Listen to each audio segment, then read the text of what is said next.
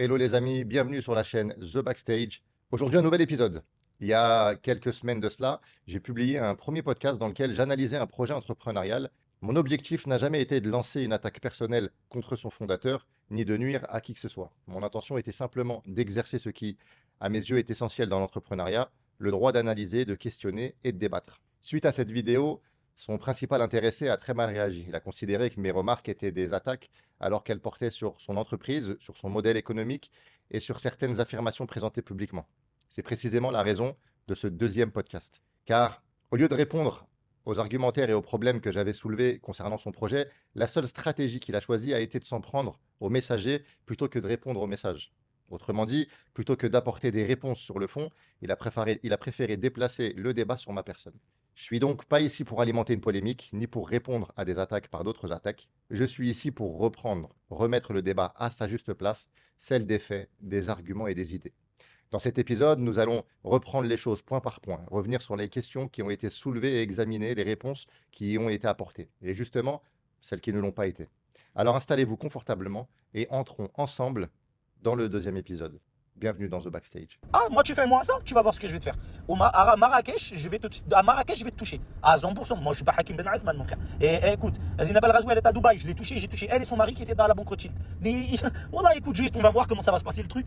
Inch'Allah. Nous voilà enfin dans ce deuxième épisode, malgré moi, le deuxième podcast que je ne voulais pas faire. J'avais à la base l'intention de ne pas répondre aux accusations, mais après l'insistance d'Idriss à vouloir que je lui présente des excuses, je lui avais dit en story que je ferais ce deuxième podcast parce que dans un premier temps, j'avais, après le premier podcast, étudié un petit peu le cas de Noussoul et j'avais trouvé des idées qui étaient intéressantes et des idées qui sont novatrices et utiles. Donc je m'étais dit, on va pas faire un deuxième podcast dans la peur de nuire à son projet. Et puis finalement, j'ai changé d'avis et je vais vous expliquer dans ce podcast pourquoi j'ai changé d'avis. Mais dans un premier temps, je vais répondre à une première question qu'on m'a demandé et c'est une question auquel j'ai besoin d'apporter une réponse parce que c'est légitime. Pourquoi est-ce que tu as refusé de répondre à Idriss? J'avais pas de problème avec lui et j'ai envie de vous dire, quand un yaourt à la fraise, il est pas bon, je ne vais pas appeler le PDG de Danone. Donc là, vous me dites oui, mais là, c'est à plus petites échelles, etc. Dans le premier podcast que j'ai fait, je dis clairement, il n'y a rien de personnel, il ne faut pas le prendre comme une attaque. La personne qui veut répondre, elle répond. Si vous voulez apporter des contre-arguments, il n'y a pas de problème. Si vous décidez d'en faire un podcast, même d'ailleurs si vous souhaitez en faire un podcast, il n'y a aucun problème. Chacun donnera son avis, chacun est libre de penser ce qu'il veut, et c'est toujours intéressant d'avoir des avis contradictoires. J'invite au dialogue et au débat dès le départ. Seulement, si on remet les choses dans le contexte, j'ai posté la vidéo le 16 juin. Entre le 16 juin et le 24 juin, le moment où il m'a envoyé Assalamu alaikum wa rahmatullahi wa barakatuh, entre ce moment-là, entre ce laps de temps-là, j'ai reçu cette première capture d'écran que je vais vous afficher, qui dit, et c'est une réponse sur son groupe WhatsApp ou Telegram, je ne sais pas, euh, mon frère, je me suis bagarré contre un État et contre des ministres et des médias. J'écouterai sa vidéo plus tard, éventuellement peut-être sous ma douche. Et ensuite, dans la deuxième partie du message, je ne vais pas me rabaisser au nom des projets que je souhaite vous faire porter à un truc aussi médiocre. Sans prétention aucune, le jour où je parlerai, il sera démonté en 15. Alors, Idriss, on est presque 2 mois après, et ta réaction et ton comportement, on l'a tous vu. Entre le 16 juin et le 24 juin, le moment où tu me dis Salam alaikum wa rahmatullahi wa barakatuh, qui est au final un salut de paix.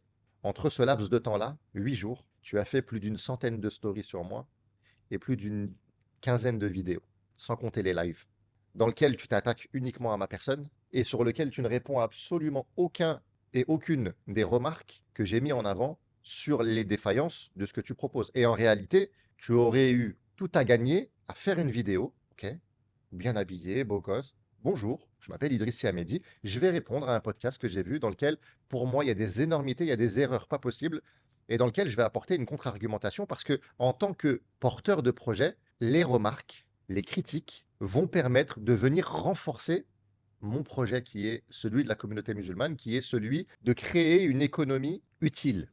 Si tu avais fait ça, on ne serait pas dans le bourbier dans lequel on est actuellement. Parce qu'aujourd'hui, tu es devenu de porteur de projet. Alors, je ne sais pas si tu es devenu influenceur, si tu es missionné par Dieu, comme tu le dis, pour dévoiler les gens et pour épurer la communauté musulmane des imposteurs et des hypocrites.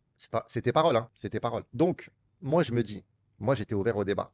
l'invitation était là, hein. J'étais ouvert au dialogue. La personne se lance dans un acharnement, sans nom, sans précédent, enfin sans précédent pour moi, parce que pour toi c'est normal, tu as été condamné pour cyberharcèlement. L'État français t'a condamné pour cela. Et tu le dis toi-même, hein, je suis un cyberharceleur. Voilà. J'ai été condamné pour cyberharcèlement pour Zorabitan avec son fils là qui fait des trucs et tout, etc. J'ai clairement l'impression qu'Idriss, on ne le quitte pas. J'ai mis une critique, hein, une vidéo, hein, ce que tu as fait. Alors, ça m'a pas déplu, hein. Mais je me suis dit, lui, on lui demande pas le divorce. Non, c'est. On va rigoler un peu, on va pas être que sérieux. Même si j'ai décidé d'apporter des arguments. Et encore une fois, je ne suis pas dans l'attaque personnelle. Je suis dans les faits. Et les faits que je vais démontrer sont contestables. Si vous n'êtes pas d'accord, vous n'êtes pas d'accord. Mais en tout cas, je donne mon avis avec argumentation. Donc là, pour l'instant, l'image que tu renvoies, c'est celle d'un cyberharceleur.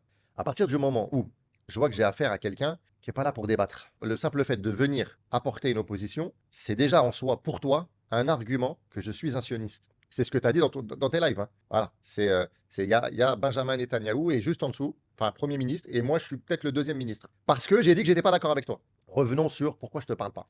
J'ai aucun intérêt à entrer en dialogue avec toi parce que tu ne cherches pas et tu n'aimes pas l'opposition. Je pense que l'acharnement du gouvernement, la guerre que tu as menée contre le gouvernement, les pressions que tu as eues t'ont rendu, je ne vais pas dire susceptible, complotiste. C'est mon avis, hein. Je ne dis pas que tu es complotiste, je dis que je pense que ça t'a rendu ultra susceptible, à un niveau ultra. Donc à partir de là, si le fait de rentrer en contact avec toi n'est pas utile, dans la mesure où j'ai vu ce que tu étais capable de faire, si tu me le permets, je préfère ne même pas rentrer en contact avec toi. Et j'espère que ce podcast signera la fin, en tout cas en ce qui me concerne, parce que je ne vais pas faire des vidéos comme ça, Idriss, tu vois, j'ai déjà mon Pokémon, j'attends juste que le procès il commence pour le lâcher lui aussi, mais je vais revenir sur la partie Ben Othman, c'est important. Donc voilà, première partie de ma réponse, pourquoi je t'ai pas répondu, pour tous les éléments que vous avez vus. J'ai pas d'utilité, ça fera pas avancer le débat, ça, euh, ça n'arrangera pas le profil, enfin, j'ai pas d'intérêt. Ça y est, en fait, je sais, j'ai découvert des traits de ta personnalité qui font que j'ai le choix de te parler ou de ne pas te parler, et je fais le choix de ne pas te parler. Mais t'ignorer Mira parfaitement, hein. C'est pas grave, hein. Et encore une fois, je suis pas dans une animosité ou dans une haine à l'égard d'Idriss Siamedi, non. J'ai une idée à cause de ton comportement et de tes réactions, et c'est cool. C'est comme ça, c'est pas grave. On n'est pas obligé de s'aimer, on n'est pas obligé de s'apprécier, on n'est pas obligé de traîner ensemble, on n'est pas obligé de se parler. J'explique juste la raison pour laquelle j'ai décidé de ne pas te répondre. Et en aucun cas, il y a de l'arrogance. Vous voyez bien déjà, dans la première partie de message, je regarderai son podcast sous ma douche. Il y a un côté Last Action Hero. Primo, pourquoi est-ce que je perds mon temps avec un branquignol dans ton genre, alors que je pourrais faire des choses beaucoup plus risquées? Comme ranger mes chaussettes, par exemple. C'est bien, tu as de l'humour, c'est intéressant, c'est bien. Je trouve que sur ce point-là, on se ressemble. Mais ton aspect méprisant, arrogant, alors que tu es censé être un porteur de projet et ton projet est beaucoup plus important que ta personne, voilà. Je pense que tu aurais dû faire preuve de plus de douceur et de plus de sagesse, peut-être. Ça devrait aller normalement avec le comportement, avec la barbe, avec les versets du Coran que tu cites en permanence et avec les hadiths du prophète sallallahu alayhi wa sallam. Donc voilà, premier point, clôturé. Pourquoi je n'ai pas répondu? Parce que. Deuxième question, pourquoi je t'ai laissé faire toutes ces stories sans te répondre? Les gens ont vu de la faiblesse. Les gens ont vu de l'intimidation qui fonctionne. Pas du tout. Mais comment ça se fait que le gars là qui m'a attaqué sur Instagram et qui a voulu faire son petit Eddie Murphy sur moi et qui finalement ne répond plus, comment ça se fait qu'il ne répond plus à l'heure d'aujourd'hui? Parce qu'il se retrouvait face à des réponses qui étaient pertinentes et qui sont incontestables. En tant que, entre guillemets, lanceur d'alerte, c'est mon job de créer du divertissement en dénonçant. Je l'avais fait avec Business au Maroc. Quand on l'a dénoncé, 48 heures plus tard, il a eu une perquisition. Et aujourd'hui, après un collectif et des dizaines de victimes qui sont revenues vers moi, sa page Instagram a disparu et il a disparu des réseaux. Potentiellement, je pense qu'il a dû ouvrir un autre compte et qu'il essaye de faire ce qu'il faisait ailleurs. Mais il faut savoir une chose, les gens, malheureusement, m'associent à des problèmes, m'associent à des conflits, m'associent, ah lui, tout le temps, il part sur un tel. C'est de faire le sale boulot. Quand tu dénonces et quand tu as des victimes qui viennent te voir et qui te disent, on a été lésé, et que tu prends ce rôle de lanceur d'alerte, tu passes pour celui qui fait la fitna. d'accord, qui malheureusement, c'est le sale boulot. Et c'est ce que j'ai fait avec Hakim Ben Othman, mais on va revenir à Hakim Ben Othman juste après. Donc, en tant que lanceur d'alerte, entre guillemets, parce que c'est malgré moi, euh, j'aurais tout eu à gagner à te répondre et à m'amuser, parce que tu as de l'humour, j'ai de l'humour, il y a peut-être moyen de faire quelque chose. Mais non. En live, tu as dit, ce qui est bien avec Eddy, c'est qu'il me permet de faire du marketing de ce que j'appelle guérilla. Et ça fait partie du marketing de guérilla, c'est-à-dire, wa alaykoum salam wa rahmatullah, l'apprenti. C'est-à-dire utiliser en fait avec des budgets qui sont très limités, arriver à des actions surprenantes. Eddy est dans ma stratégie de marketing. Et ça me va. Ça me va, il n'y a pas besoin de payer des ads, il n'y a pas, il y a pas, en fait c'est gratos quoi. Donc le mec est en guerre. C'est quoi? C'est avec 0 euros, pas d'argent, récupérer la lumière, la notoriété et la visibilité d'une personne pour faire connaître son projet. Pour moi, à mon sens, c'est une terrible erreur pour ton projet et pour les valeurs que tu représentes. Mais soit, à partir du moment où tu as dit ça, je ne t'ai jamais répondu parce que je ne voulais pas alimenter justement ta stratégie de communication et tu te vends comme étant un expert dans le marketing. Je ne sais pas si tu es dans le marketing ou si tu es dans le din ou si tu es dans le marketing, mais je ne trouve pas que ce marketing-là soit un marketing efficace. Parce que, mis à part perdre ta crédibilité, ton projet n'avancera pas. Avec cette stratégie-là que tu utilises. Parce que même à l'heure actuelle, avec les nouvelles guerres que tu es en train de mener, avec notamment le loup de la street, ça ne va pas permettre à ton projet de décoller. Bien au contraire. Donc, je ne t'ai pas répondu et j'ai accepté de te laisser t'acharner uniquement pour ne pas mettre en avant ton projet et ta personne. Voilà, ça c'était le deuxième point. Le troisième point, et je pense que c'est une partie de ton erreur, c'est que en voulant essayer et en essayant de me décrédibiliser, tu as décidé d'appliquer une règle qui est la suivante: l'ennemi de mon ennemi est mon ami. Et donc, tu t'es fait partisan d'Hakim Ben Othman. Et ça, c'est pas passé chez les gens. Ça, les gens ne l'ont pas accepté. Parce qu'on ne touche pas à Hakim Ben Othman dans le bien. Hakim Ben Othman est un escroc, même s'il n'a pas été condamné. Il y a des centaines de plaintes, des centaines, voire des milliers de victimes et des préjudices inestimables. Sur ça, il n'y a pas de doute. Toi, tu as dit, tu es arrivé dans le game et tu as dit, Hakim Ben Othman, étant donné qu'il n'y a pas de décision de justice, on ne peut pas et on ne doit pas mettre en garde contre lui. Et ça, c'est ce qui va faire que d'autres personnes ont décidé de régler des comptes avec toi. Notamment Bonnes Affaires 78, Yaston, que je salue, et le loup de la street, Abdesalam, avec lequel aujourd'hui vous vous livrez une guerre terrible. Terrible. Je pense que c'est une guerre qui va durer longtemps, malheureusement. Mais le fait d'avoir apporté cet argument-là aujourd'hui, de dire il n'y a pas de décision de justice, donc on ne peut incriminer Hakim Ben Othman. Voilà, là par contre sur ça, il y a des trucs, il y a des incohérences, c'est pas bien. On vous déconseille la personne au vu d'éléments, de témoignages qui ont été faits. Voilà, je peux même ça, sachant qu'il n'y a pas de décision de justice. Si tu appliques cette règle, l'entièreté de tout ce que tu apportes aujourd'hui comme argument ne peut pas tenir et ne tient pas. C'est-à-dire que tu es venu à moi avec différentes attaques, notamment un avis Google sur une vente de véhicules ou bien même des franchisés de fait à crêpes mécontents, et il y en a eu, il n'y a pas de problème. Je n'ai pas de souci avec ça. Il y avait un contrat, il y a des gens qui ont perdu de l'argent, il y a des gens qui sont déçus, c'est normal. Maintenant, est-ce que moi, à mon encontre, il y a des décisions de justice? Il n'y en a pas. Donc, si on suit ton raisonnement, soit tu t'es trompé sur Hakim, soit tu fais aux autres ce que tu plaides toi-même concernant Hakim Ben Othman. Donc, tu m'as attaqué sur l'angle qui est ma clientèle, et donc j'aurais escroqué une dame. Moi, je connais ce dossier-là. Après, je préfère ne pas rentrer dans tous les dossiers parce que j'ai 20 ans d'entrepreneuriat. Des litiges, en tant qu'entrepreneur, c'est ce que tu règles au quotidien. De la même manière que toi, à Baraka City, l'ensemble des salariés, ils ont tous fini au prud'homme. Donc, ils t'ont attaqué. Des litiges, tu en as eu aussi. Maintenant, tu m'as attaqué sur ça. Tu as essayé de me lancer des rumeurs disant, sous-entendant que tu avais des éléments. En 48 heures, hein, Hakim Ben Othman, ça fait 1 an et demi que je suis dessus, il a essayé des choses, mais il n'a pas trouvé. Donc, en 48 heures, tu as sous-entendu, et les gens l'ont bien compris. Alors je le jure par Allah, j'ai des éléments sur toi qui sont factuels. C'est-à-dire là tout de suite je peux les publier. Même s'il a été méchant, pense à sa famille. Pense à l'impact que tu pourrais avoir sur ses enfants, etc. Même si tu t'en es défendu, que tu aurais des éléments sur moi qui auraient pu changer la vie de mes enfants. Et donc, tu as fait un vocal. Tu as fait ce vocal. Et dit, Adèche, attends, frère, attends. Viens, on parle calmement là. Mais ça va pas ou quoi? Mais t'es en train de dire des folies. Jamais, au grand jamais, qui même t'a rapporté ça? Ou est-ce que j'ai fait sous-entendre ça dans une vidéo, comme quoi moi j'allais te menacer physiquement, ta famille? A'oudou billah, jamais, jamais, jamais, au grand jamais. Tu demandes à Amine qui me connaît très bien, je suis la dernière personne qui va venir commencer à égratigner ton honneur vis-à-vis de ta famille ou quoi que ce soit. Jamais, je sais même pas ce que tu racontes là. Je sais même pas ce que tu racontes. Et moi, quand je te parle d'éléments que j'ai et tout, etc., c'est des éléments qui sont propres à des éléments qui sont pros, mais je sais même pas ce que tu racontes. Et les autres éléments qui m'ont été rapportés, je les balaye, frère. Je sais pas ce que tu me racontes là. Écoute, je t'assure, tu gères très mal le truc. Dis, je t'assure. Dans ce vocal, tu dis clairement qu'il n'est pas question de toucher à la famille et qu'il s'agit d'une ligne rouge. Pourtant, 2, 3 jours plus tard, tu postes cette story.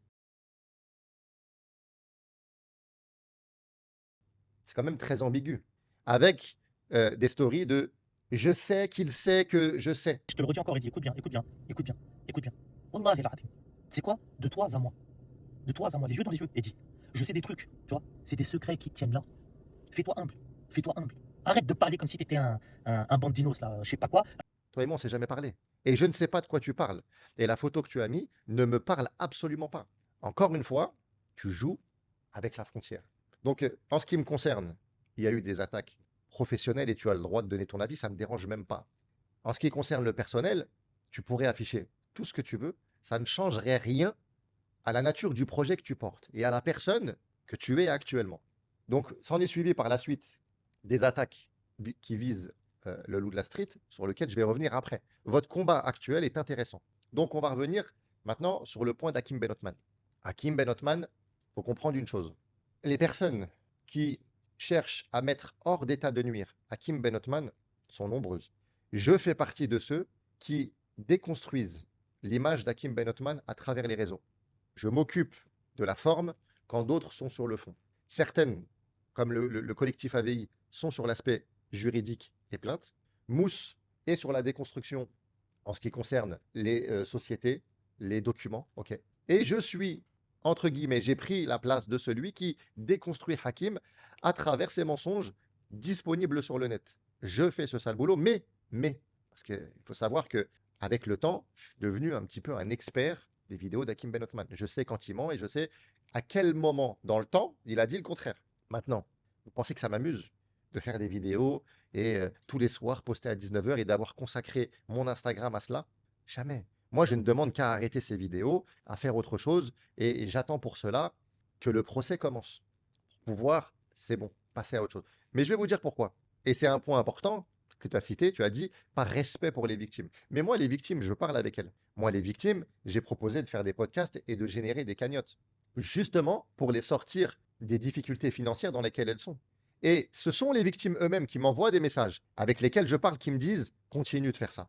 C'est insupportable pour nous d'avoir été victime et de le voir fanfaronner, que ce soit en Ferrari, en bateau, dans des beaux hôtels, etc.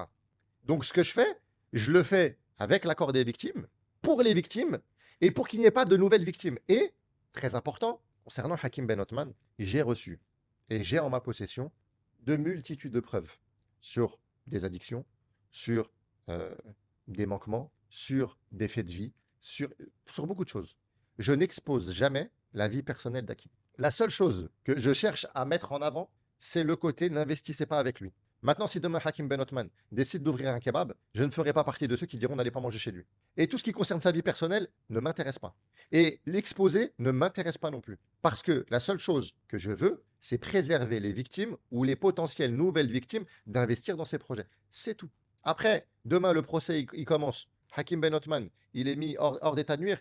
Vous m'entendrez pas refaire des vidéos sur lui. Je suis le premier que ça saoule aujourd'hui.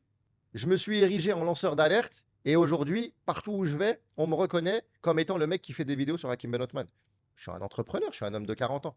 J'ai un petit côté humoristique, j'ai quand même quelque chose, il se passe quelque chose, on a envie de rigoler, mais Hakim Ben Othman n'est pas ma passion. Je ne vis pas à travers la vie d'Hakim Ben Othman. Je le fais parce que c'est d'intérêt public et ça me dessert aujourd'hui. Maintenant, on va parler d'un point essentiel, Idriss, c'est ce que tu véhicules. Tu véhicules sur toi, à travers ton apparence et à travers le comportement que tu as au quotidien, l'image de l'islam. Ok. Tu cites très souvent des versets du Coran, des hadiths du prophète sallallahu alayhi wa sallam, et ta personne, pour certains, est synonyme d'influence. Mais il y a des choses que tu dis, c'est des énormités. Religieusement. Hein.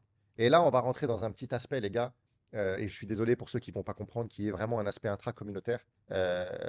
qui touchent la religion. Et c'est intéressant parce que je ne suis pas de ceux qui parlent de religion sur les réseaux sociaux. Et même quand je fais des podcasts, même s'ils sont influencés religieusement, je ne cite pas les sources. L'une des premières attaques que tu as eues à mon encontre en live a été de dire, c'est intéressant de voir ce que Eddie raconte. Parce que ce qu'il faut savoir, c'est que derrière Eddie, en réalité, il y a les sionistes. Voilà, moi je le dis très clairement, pour moi, vous êtes en fait les ennemis de l'islam et des musulmans. Donc, ton angle d'attaque contre l'avis que j'ai émis sur ton podcast a été l'excommunion, le fait de dire qu'il ne fait pas partie de la communauté musulmane. Il fait semblant, il a une barbe, il dit qu'il prie, mais en réalité, ses actions viennent s'opposer à un projet de la communauté musulmane. Donc tu t'es érigé comme étant soit un messager, soit comme étant la Ummah, la communauté complète. Et donc, s'opposer à Idriss Sy Ahmedi aujourd'hui est synonyme de s'opposer à l'islam et aux musulmans, mais d'être un ennemi de l'islam. C'est-à-dire que tu n'es même pas rangé comme étant un non-croyant. Non, non, tu es devenu ennemi de l'islam. C'est quoi votre plan? Les gars du loup, là, le loup, c'est quoi votre plan? Wallah, dites votre plan. Parce que Tu nous, sais ce on a qu'il un faut plan, faire, les gars. Idriss? Il faut faire le plan qui a déjà été appliqué il y a quelques siècles, le plan Salah ad-Din al-Ayyubi. Exactement. Le plan Salah ad-Din al-Ayyubi pour pouvoir reconquérir Constantinople, Inch'Allah. Il n'y a pas 10 000 solutions. Ça, c'est grave. Ça, tu me l'as fait à moi, et tu as dit soit que j'étais un sioniste, soit que j'étais un hypocrite. Pour unir la communauté musulmane, il faut justement qu'on puisse mettre un terme à ces hypocrites et que Eddie fasse son podcast. Inch'Allah, ya Rabbi, son cas il va être médiatisé. Hypocrite, ennemi de l'islam également. Hein. Donc, tu rentres dans la poitrine des gens pour un désaccord que j'ai avec toi, qui ne concerne que toi et qui concerne un projet que tu es en train de mettre en place sur quelque chose d'entrepreneurial. Mais tu l'as fait également sur le loup de la street, alias Abdesalem. Ou plutôt Abdesalem, alias le loup de la street. Abdesalem, tu es venu vers lui et tu l'as attaqué parce que... alors, faut connaître le personnage. Le loup de la street est quelqu'un d'outrancier. D'accord? Au lieu de débattre sur un argument, si tu dis que, par exemple, il défend la cause des Juifs, voilà, au lieu de dire je ne suis pas pro-sioniste et je suis pro-palestinien, non, il est capable de mettre une kippa et d'aller à la synagogue. Ou alors, si tu lui demandes, comme tu l'as fait en story, jure Wallah que tu bois pas d'alcool, et en soi, tout le monde s'en fout, parce que les péchés des gens restent les péchés des gens, je vois pas pourquoi il devrait jurer qu'il ne boit pas. Ce mec-là aurait été capable d'aller acheter un flash et de boire devant toi, juste pour te faire comprendre que je m'en fous. Maintenant, quand tu connais le personnage, et quand tu connais le loup de la street, il est comme ça. Il t'a montré qu'il était en train de manger un sundae au McDo. Et il t'a dit, je m'en fous que vous dites que je suis un sioniste. Et tu as coupé. Parce que juste après, au moment où il dit, c'est Dieu qui va décider si je suis un sioniste et si je soutiens cette cause-là. Ça, tu as coupé. Parce que malheureusement, tu n'as pas cette honnêteté intellectuelle et comme tu bloques l'entièreté des messages et des personnes qui viennent s'opposer à toi et à tes idées. Donc, premièrement, le boycott, qu'en est-il réellement? Est-ce que les savants ils l'ont rendu obligatoire? La réponse est non. Est-ce qu'une personne qui ne procède pas au boycott, est-ce que ça fait de lui un non-musulman? La réponse est non. Toi-même, tu défends l'idée que le boycott aujourd'hui ne sert strictement à rien, parce qu'aujourd'hui, quand tu n'achètes pas chez Nestlé, Nestlé possède plus de 2000 marques. Donc là où tu vas acheter en dessous, tu vas renvoyer de manière indirecte l'argent à Nestlé. Nestlé a 2000 sociétés, dont 30 sociétés sont milliardaires. On tapait dans le milliard. Coca-Cola, 200 sociétés. En fait, finalement, le boycott, c'est même plus quelque chose qui a une efficacité. Mais ta stratégie, c'est quoi? Tu vas essayer de monter la communauté contre le loup de la street en disant regardez ce qu'il fait, il est en train de manger un sundae, comme si c'était la balle qui allait tuer le Gazaoui, hein, encore une fois. Donc tu fais un raccourci très rapide et tu essayes juste par la suite en disant il n'y a pas quelqu'un qui pourrait, on ne sait jamais, peut-être s'il le rencontre. C'est grave ce que tu fais. S'il n'a pas envie de boycotter, il ne boycotte pas. Et puis, s'il y a des gens qui boycottent à travers la diminution de la consommation, ça reste un boycott. Une personne qui prenait, je vous donne un exemple, une bouteille de coca par jour et qui finit par, parce qu'il aime ça, à en prendre une par semaine. Il a contribué à son échelle au boycott. Mais ça, encore à la limite, ça revient au choix de chacun. Mais tu excommunies et tu cafares quelqu'un parce qu'il va au McDo, c'est très grave.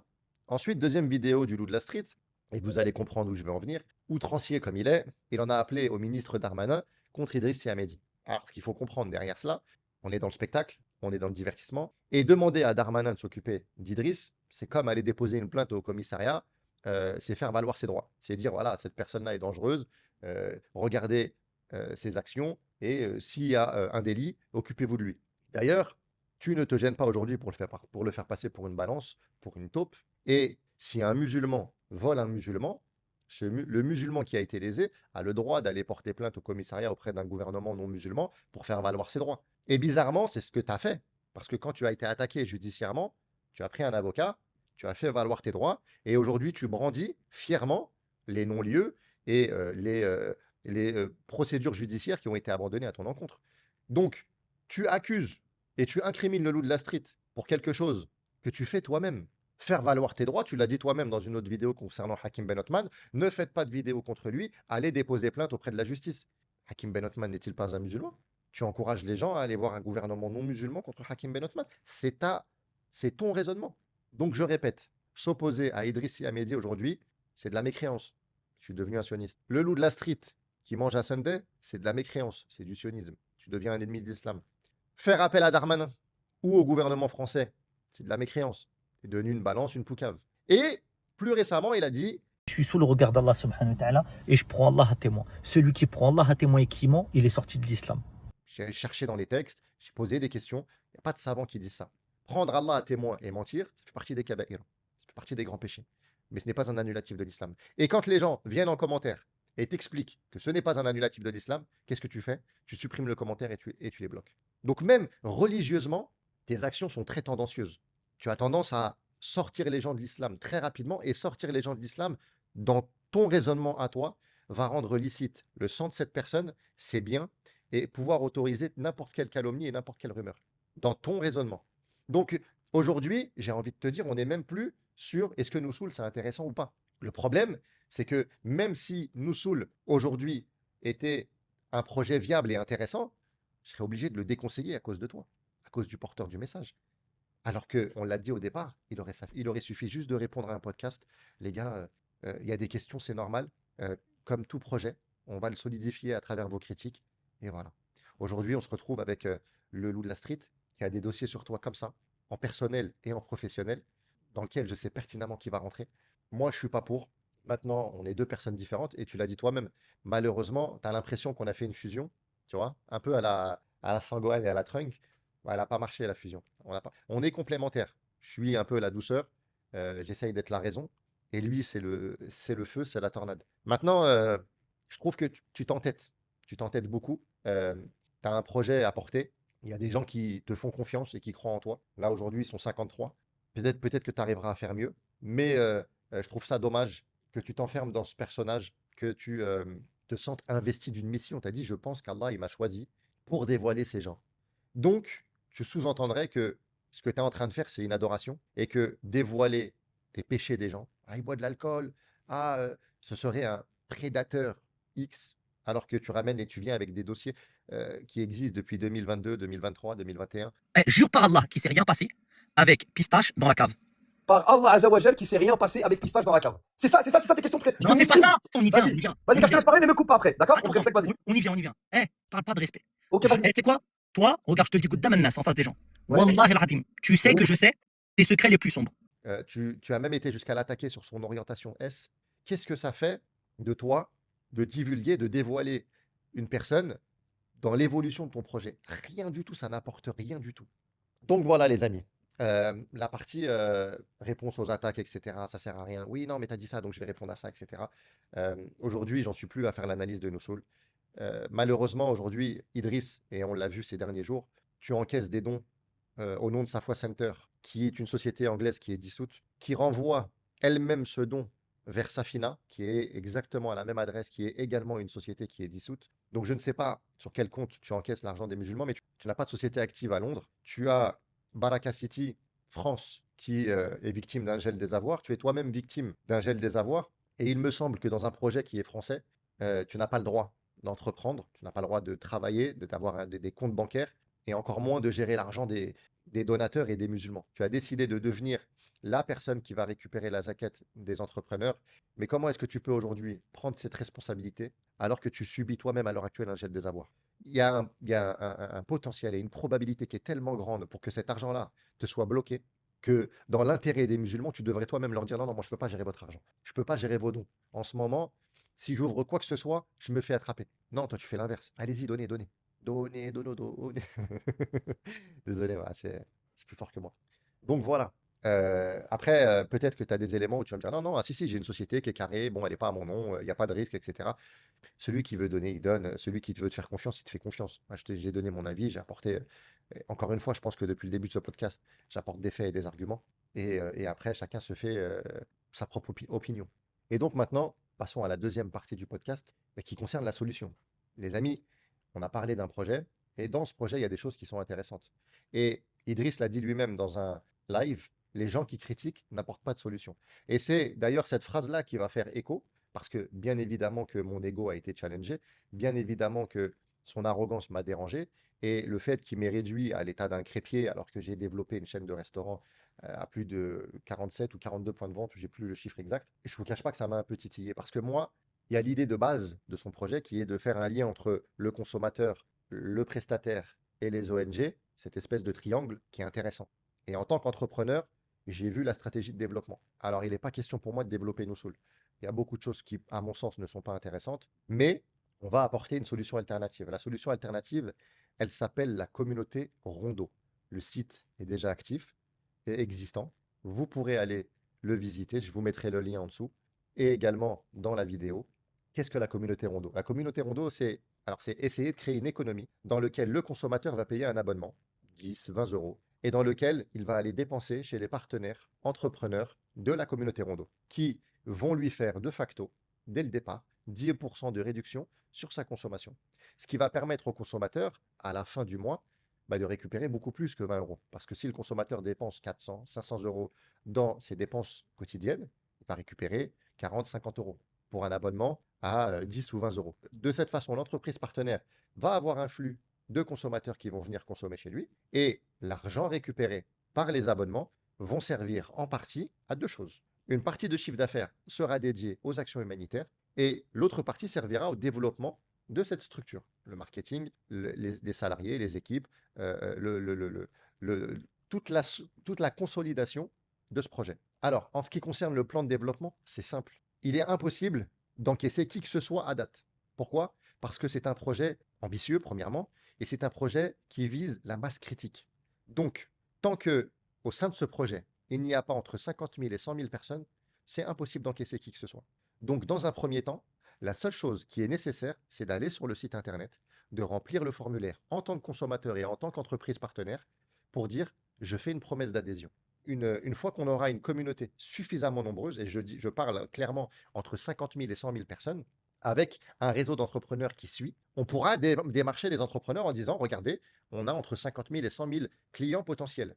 Et le minimal que l'on va imposer aux entrepreneurs, c'est 10% de réduction, en sachant que s'ils veulent faire 20, s'ils veulent faire 30, s'ils veulent faire des offres, tout ça sera mis en place et sera mis en évidence à travers justement le marketing et le développement d'une application. Alors tout ça, ça va coûter de l'argent. Ok, là, à date, j'ai décidé, parce que le projet est intéressant, d'investir personnellement entre 30 et 50 000 euros. Si je les perds, je les perds. Loin de moi l'idée de générer une cagnotte et envoyer le projet, il peut faire que... Non, si je les perds, je les perds. Le projet, il me botte, il est intéressant. Par contre, si le projet voit le jour, tout le monde y gagne. Le consommateur, l'entrepreneur, les ONG. La première partie, c'est les consommateurs et les entrepreneurs. Faire une promesse d'adhésion. Ensuite, lorsqu'on va faire ça, on va ouvrir des zones. Les zones les plus denses. Paris, Lyon, Marseille. Pour faire un test. Pour vérifier vraiment que l'abonnement des 20 euros, qui est un abonnement sans engagement, est un abonnement rentable pour les consommateurs. Et d'ailleurs, les consommateurs, avant de s'inscrire, auront la possibilité de voir les entrepreneurs partenaires qui sont ciblés autour de chez eux pour voir si, à travers leur consommation, ils peuvent éduquer leur consommation de manière à récupérer l'argent de l'investissement et l'argent de l'abonnement et pouvoir même faire des bénéfices et augmenter leur pouvoir d'achat. Mais justement, avant de payer, il n'y a aucune indication sur Donc les. là, en fait, dans 19,99 €, il n'y a pas d'information. Il n'y a pas Il y a écrit d'information. 19,99 €. C'est marqué moins 10% sur les partenariats. Les partenariats, on ne sait pas où ils se trouvent, qui sont-ils. Donc on n'a pas vraiment d'informations. Frère. Tu comprends ce que je veux dire? Ouais, je vois ce que tu veux dire. Tiens, je te descends. Regarde, frère, continue de payer tes impôts, continue de payer les taxes, continue de payer la TVA, et on achètera ensuite. Bon, si tu veux, si tu boycottes, tu boycotteras ce que tu as à faire, etc. Moi, j'ai pas le temps. J'ai pas le temps. Partenaires ne sont pas limités à la France. Si demain un entrepreneur se trouve à Marbella, à Marrakech ou à Dubaï, il veut faire partie du projet, il pourra mettre en avant son commerce avec cette promotion et bénéficier du flux des consommateurs qui vont venir voyager dans ces endroits-là. L'idée pour moi, c'est de créer quelque chose où tout le monde est gagnant. Le consommateur, l'entrepreneur et les ONG. Quand je vous dis les ONG, c'est quoi? Et attention, on est sur un projet qui est évolutif. Donc, toute critique est bonne et toute critique sera bien prise. Et si on peut, à travers vos critiques, consolider le projet, on le fera. Je suis actuellement en train d'effectuer plus de 200 capsules en réponse à des potentielles questions que vous auriez et pour vous présenter le projet. En ce qui concerne les ONG, je propose, moi et mes équipes, parce que je ne suis pas tout seul dans ce projet, on a fait le choix, en ce qui concerne les ONG, et encore une fois, c'est évolutif, mais dans un premier temps, l'idée de base, c'est d'axer l'aide humanitaire à l'enfance, aux enfants. Parce que c'est une cause qui fédère, et qui fédère tout le monde. Un enfant, tu ne regardes pas son origine, sa couleur, sa religion, etc. Maintenant, l'idée de base, d'accord? L'idée de base, c'est de faire en sorte que les consommateurs et les entrepreneurs, les membres de la communauté Rondo, sont les décisionnaires de la répartition de l'enveloppe. Je vous explique. Demain, admettons que la communauté Rondo, il y a un budget d'1 million d'euros pour venir en aide aux actions humanitaires. Cette enveloppe-là sera répartie en fonction du sondage qui aura été effectué sur l'application. Pourquoi? Parce que des causes, il y en a des milliers, dans tous les pays. À Gaza, au Rwanda, au Congo, au Maroc, en Algérie, en Tunisie, en Espagne, en France, en Norvège, peu importe.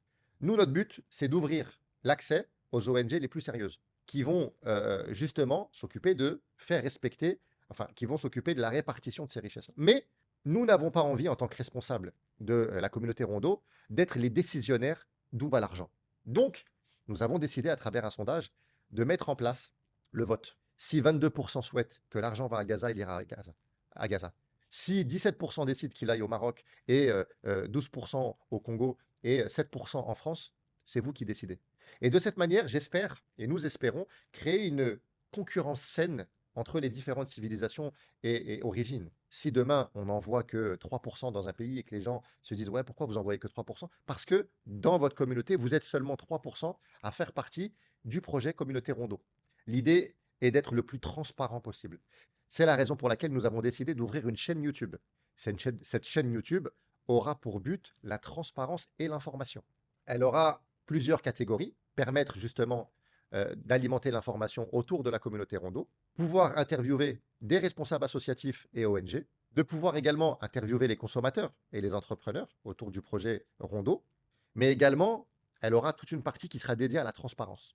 La transparence de l'entreprise, du marketing, des fonds, des salaires, également la transparence concernant les prises de décision, les problématiques que l'on rencontre. Et une chaîne YouTube suffit largement. Aujourd'hui, vous prenez des acteurs français comme Thibaut InShape, et quand je dis acteur, c'est pas dans le sens cinéma, hein. Mais tu prends Thibaut InShape, tu prends Squeezie, mais la valeur de leur chaîne YouTube dépasse la valeur d'une chaîne télévision. Un mec comme MrBeast, qui est le premier YouTuber mondial, est milliardaire, et s'il y avait un intérêt à ce qu'il ait sa chaîne de télévision, il l'aurait fait. Mais une chaîne YouTube suffit largement pour relayer les informations et pour faire n'importe quel programme qui pourrait être utile à la communauté Rondo. Et ça coûte rien. La seule chose, pareil, je vous mettrai le lien de la chaîne de la communauté Rondo. Allez vous abonner. On est au départ du projet. Le projet est ambitieux. Le projet ne peut être porté uniquement par ma personne. Donc forcément, il va y avoir des équipes. Parce que là, à date, j'ai mon associé, j'ai ma monteuse, mon caméraman et la partie juridique. Très important, la partie juridique. Parce que la structure juridique qui doit encadrer une telle idée doit être, un tel projet doit être carré pour ne pas se faire retoquer par l'administration fiscale. Dans un premier temps, le plan actuel est le suivant. Le site internet, il est là. Vous cliquez dessus, vous regardez. Si vous avez des questions, posez-les avec plaisir. Même si vous avez des critiques, avec plaisir. Et inscrivez-vous en promesse d'adhésion. Une fois que le projet arrivera, et on espère qu'il arrivera à un nombre suffisant, on développera l'application. L'application qui, justement, servira de mettre en lien le consommateur et l'entrepreneur. Et à travers cette application, il y aura une géolocalisation qui vous permettra de voir à n'importe quel moment les entreprises partenaires pour pouvoir consommer utile. Et cette application également permettra le sondage à la fin du mois avec la répartition du chiffre d'affaires qui sera dédié aux ONG. Et dans un second temps, il y aura la création d'un fonds de dotation parce que l'argent ne peut pas partir d'une société directement vers les ONG d'après un avocat avec lequel je me suis entretenu. Et tout n'est pas figé. On est encore au début du projet. Donc, pour l'instant, l'idée est de créer un fonds de dotation qui coûte entre 10 et 15 000 euros l'ouverture et d'avoir une enveloppe marketing, publicitaire, pour pouvoir permettre de faire connaître le projet Rondo. Donc, à partir de maintenant, sur mes réseaux sociaux, bon, il y aura toujours un peu de Hakim, parce que il faut que le procès il arrive, donc il faut qu'on continue. Mais j'ai décidé de me lancer dans l'aventure Rondo en espérant que vous allez me rejoindre. Donc, vous allez me voir poster beaucoup de stories. Je vais vous embêter, je vais poster. C'est un projet qui est ambitieux, c'est un projet qui est intéressant, c'est un projet qui est utile. Jusqu'à maintenant, toute ma vie, j'ai été dans l'enrichissement personnel. Honnêtement, avec ce projet-là et avec les ambitions qu'on a, on n'est pas sur un projet d'ordre personnel, on est sur un projet communautaire. Il a une utilité d'ordre public et pour le consommateur, et pour les entrepreneurs, et pour les ONG. Les amis, on arrive à la fin de ce podcast. J'ai déjà beaucoup trop parlé.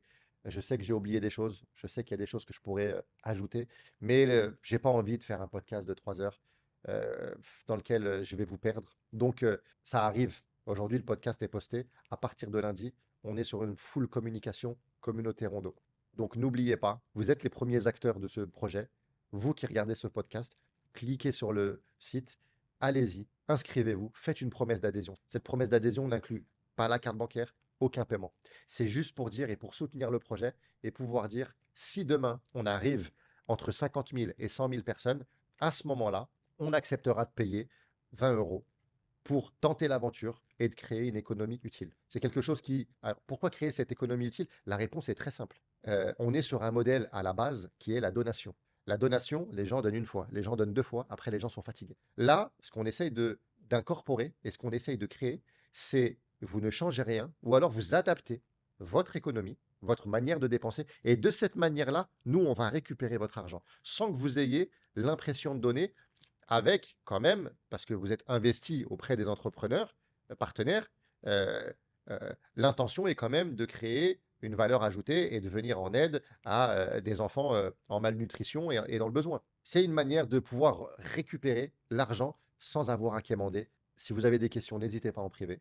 Euh, vous pouvez m'envoyer des messages sur TikTok, sur Instagram, sur YouTube. Les haters seront systématiquement bloqués, les amis. J'aurai pas le temps. Ce projet-là, je n'ai pas le temps de m'attarder sur les attaques, sur la diffamation, sur les dossiers qui pourraient sortir. Ça y est, ça y est. Il y a eu un conflit. L'idée maintenant pour moi, c'est d'en sortir grandi et de sortir avec un projet que je souhaite porter, moi et mes équipes, du mieux qu'on peut. Donc, m'attarder sur oui, ils sont venus, il a dit que tu avais fait. Les gars, j'ai pas le temps. Je n'ai plus le temps pour ça. Pour moi, ce podcast sonne la fin de cette polémique et je rentre aujourd'hui, je sors grandi de, cette, euh, de ce conflit avec un projet que j'ai envie de porter et un projet qui me semble ambitieux mais réalisable. En ce qui concerne les entreprises partenaires, nous avons décidé que pour l'instant, il n'y aurait pas de frais. Pas de frais d'entrée, et pas de zakat à donner en fin d'année. Le pourcentage qu'ils vont proposer auprès des membres, auprès des consommateurs, c'est la valeur ajoutée et c'est ce qui va permettre aux consommateurs de pouvoir récupérer. Et encore une fois, nous comptons sur les entrepreneurs partenaires pour pouvoir proposer les meilleures offres. Un peu à la Groupon. C'est un peu un mélange de Groupon, des cartes de fidélité, sauf que la réduction, tu l'as en adhérant à la communauté Rondo. Merci d'avoir suivi ce podcast. N'hésitez pas à le partager, à en parler entre vous, à être les ambassadeurs de ce nouveau projet. Et je vous dis à bientôt.